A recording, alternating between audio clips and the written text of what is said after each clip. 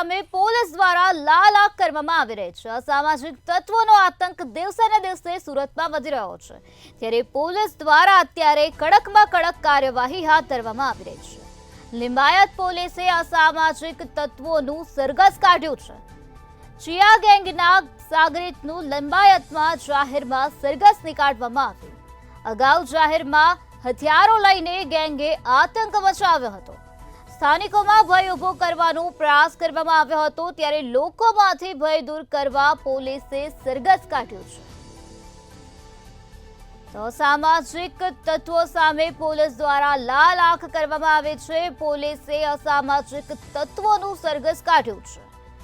તો અસામાજિક તત્વોનો આતંક દિવસે ને દિવસે સુરતમાં વધી રહ્યો હતો, તે અંગે અત્યારે પોલીસ દ્વારા કાર્યવાહી હાથ ધરવામાં આવે છે। લોકોમાંથી ભય દૂર કરવા માટે પોલીસે અસામાજિક તત્વોનું સરઘસ કાઢ્યું છે। ત્યારે આ જ મુદ્દે વધુ માહિતી આપવા માટે આપણી સાથે સંવાદદાતા રાબિયા સાલેહ જોડાઈ ગયા છે। જી રાબિયા, સુરતમાં અસામાજિક તત્વો સામે પોલીસે લાલ આંખ કરી છે અને લોકોમાંથી ભય દૂર કરવા માટે અસામાજિક તત્વોનું પોલીસે સરઘસ કાઢ્યું છે। શું છે વધુ માહિતી? સુરતના લિંબાયત વિસ્તાર ખાતે થોડા દિવસ અગાઉ જે છે જાહેરમાં હથિયારો લઈને ચિયા ગેંગ દ્વારા આતંક મચાવવામાં આવ્યો હતો, જેને લઈને લિંબાયત પોલીસ દ્વારા કાર્યવાહી કરવામાં આવી હતી।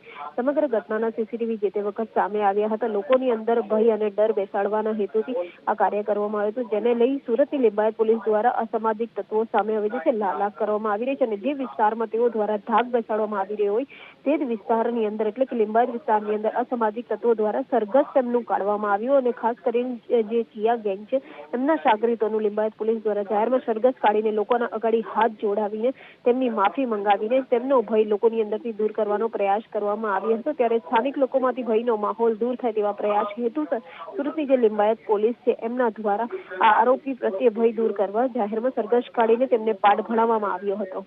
જી રાબિયા, સમગ્ર માહિતી આપવા બદલ આભાર। અસામાજિક તત્વોને પાઠ ભણાવવા માટે પોલીસ દ્વારા અસામાજિક તત્વોનું સરઘસ કાઢવામાં આવ્યું છે।